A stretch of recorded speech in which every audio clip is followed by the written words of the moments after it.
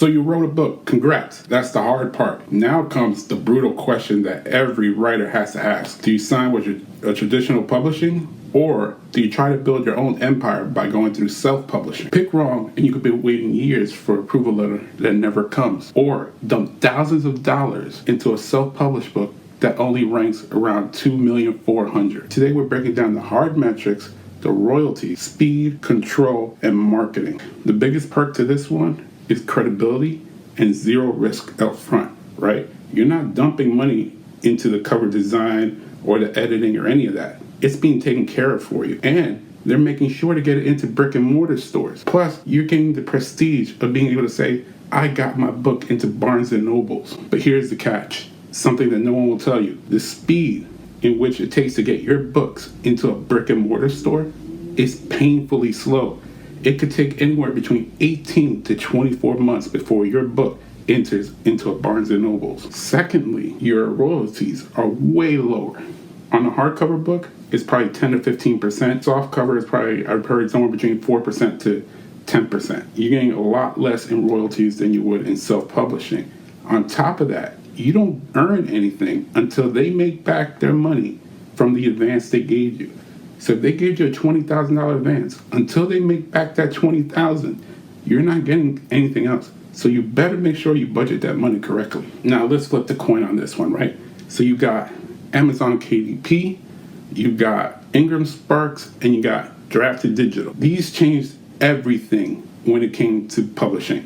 You became your own CEO. The massive win here is the speed. Essentially, once you're done with your book and you feel confident that it's ready to go up, you go to either one of these sites and you upload the book.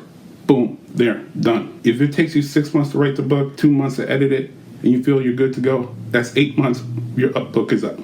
Not 18 to 24 months. Second is the royalty. Royalties, you can earn up to 70%. If your book is a hit, you're making 70% of all your sales. The rest of the money just goes to Amazon or Ingram Sparks just to create the book itself.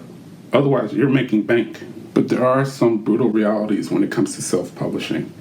And here are a couple of them. And it's not the ones you think. One is you have to pay everything up front yourself. The editing, the book cover design, all of it. And that can cost you anywhere from $1,000 to $3,000 up front.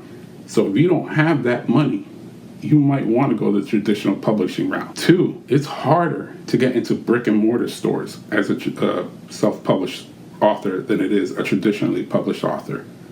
So there's that.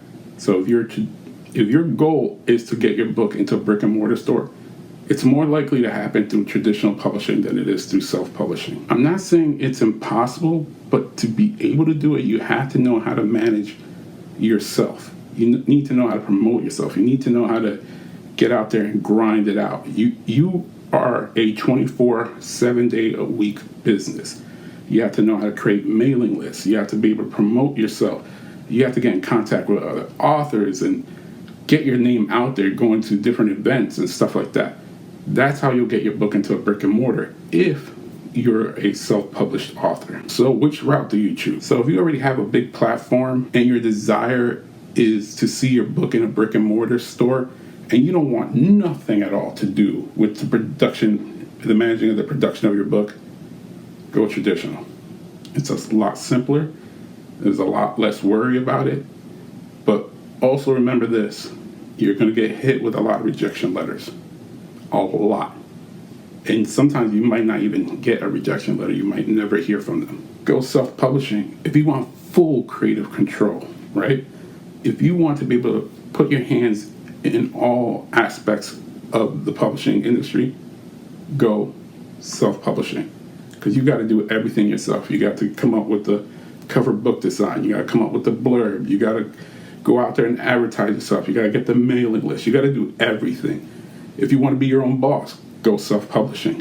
You don't have to listen to anybody. They can't tell you what type of book to write. They can't tell you what to take out, what to put in. You decide all that.